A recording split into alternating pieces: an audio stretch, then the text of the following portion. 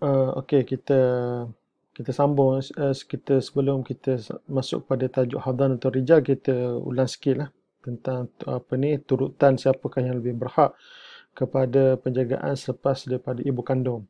Kita pergi kepada summa banatul akhi, summa banatul ukhti. Maksudnya ni antara dia punya turutan dia yang hujung-hujung ni, selepas daripada apa benda ni, nenek, kemudian nenek sama ada nenek kita sebut tadi kan, nenek sebelah bapa, kemudian nenek sebelah nenek sebelah ibu, kemudian seterusnya nenek sebelah bapa, kemudian adik-beradik maksudnya kakak jaga adik dia. Ini maksudnya adik-beradik sebapa, ini adalah adik-beradik sebapa, ini adalah adik-beradik seibu. Kemudian turutan seterusnya ibu saudara, maksudnya ada ibu saudara ni, maksudnya ibu saudara sebelah ibu. Kemudian al-ammah maksudnya ibu saudara sebelah bapa. Summa banatul akhi. Okey, banatul akhi ni maksudnya anak saudara. Maksudnya anak saudara ni dia boleh jaga bapa saudara dia. Bapa saudara di sini lagi kecil daripada ibu saudara dia. Banatul akhi ni maksudnya anak perempuan kepada saudara lelaki. Kan? Summa banatul ukhti maksudnya anak perempuan kepada saudara perempuan. Kalau kita lihat di sini, banatul akhi, banatul ukhti ni adalah anak saudara. Maksudnya anak saudara boleh jaga bapa saudara dia yang masih kecil ataupun ibu saudaranya yang masih kecil. Benda ni boleh berlaku, anda kata yang masih kecil ni adalah dia ni yang bongsu. Kemudian yang jaga ni adalah maksudnya anak kepada adik-beradik yang si bongsu tersebut. Ini mungkin yang sulung ke, ada anak saudara yang sudah besar yang boleh jaga anak saudaranya itu. Ini adalah dari segi dia punya turutan dia. Dan sebenarnya yang telah disebutkan tadi bahawa perkara ni, susunan ni, dari segi keutamaan ini biasanya berlaku apabila dia turutan ni perlu pakai apabila berlaku perbalahan ataupun perebutan siapakah yang nak jaga kanak-kanak tersebut. Itu saja. Okey, kalau tidak ada perebutan, maksudnya biasanya diserahkan kepada siapa yang mahulah. Okey. Ataupun diserahkan oleh pihak berkuasa. Okey. Siapa akan menentukan siapa yang patut jaga. Tapi biasanya kalau berlaku dalam apa benda ni, dalam mahkamah ni, biasanya dia berlaku apabila berlaku perebutan lah. Contohnya berlaku perebutan antara nenek sebelah ibu dengan nenek sebelah bapa. Biasanya kalau ikut kaedah ini, yang menang ni adalah nenek sebelah ibu lah.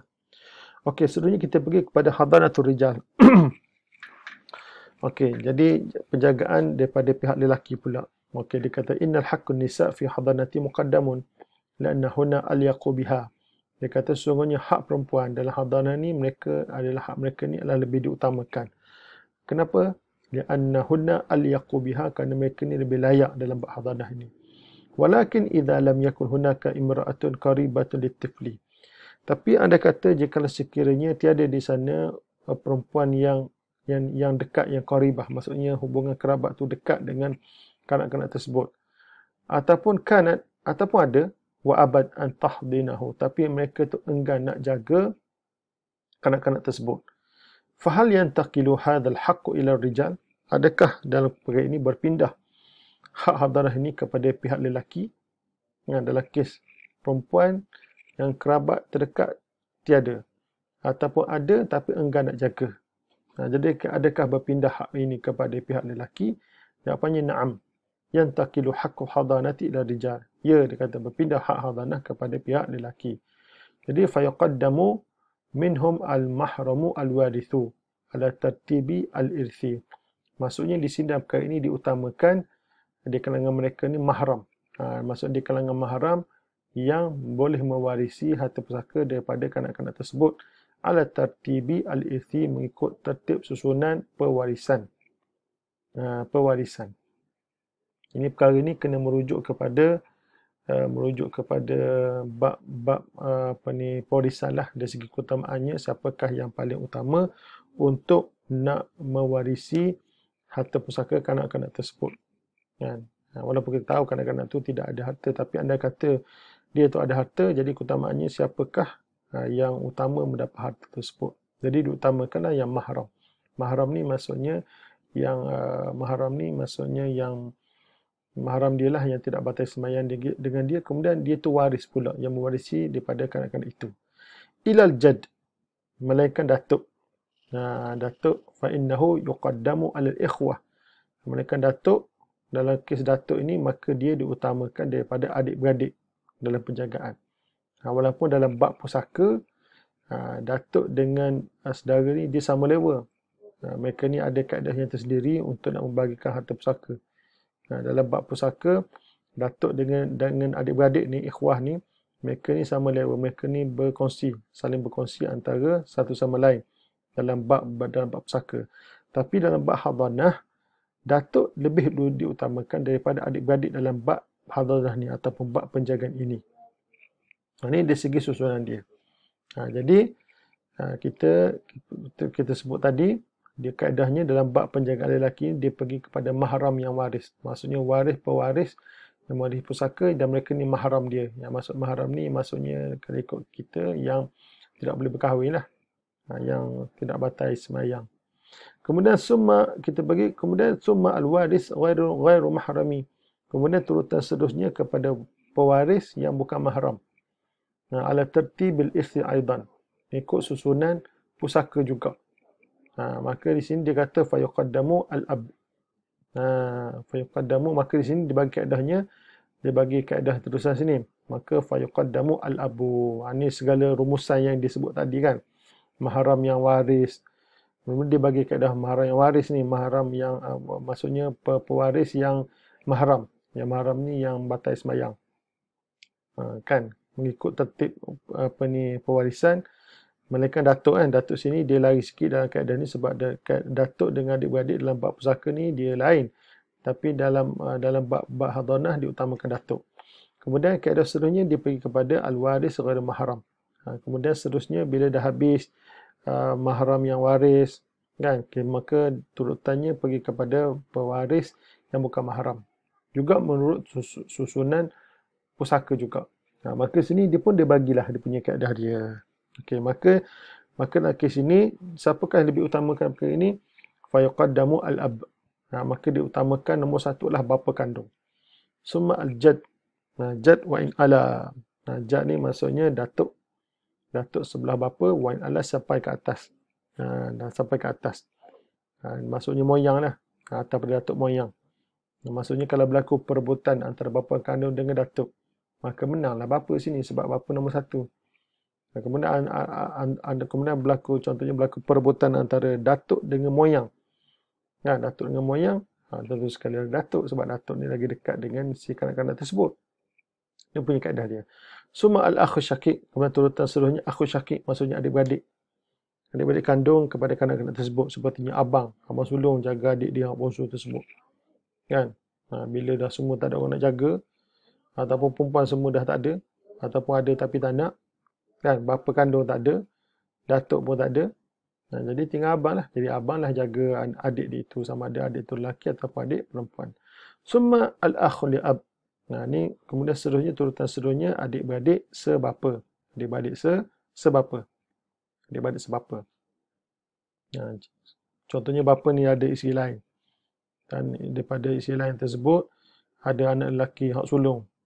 Yang dah tua. Kemudian bapa kahwin pula dengan isteri yang lain. Kan, isteri yang lain dapat pula adik. Kemudian berlaku kemalangan contohnya. Tak ada orang nak jaga. Jadi abang dia lah daripada ibu yang satu lagi tu lah yang boleh berhak jaga. Adik-beradik kandung tak ada kan, semua dah mati ataupun dia seorang je anak tunggal. Jadi abang ni daripada isteri yang satu lagi, daripada isteri ayah yang satu lagi berhak jagalah. Tapi ikut susunan lah. Summa ibnu akhi syakik. Ibnu akhi syakik. Okey, ibnu akhi syakik.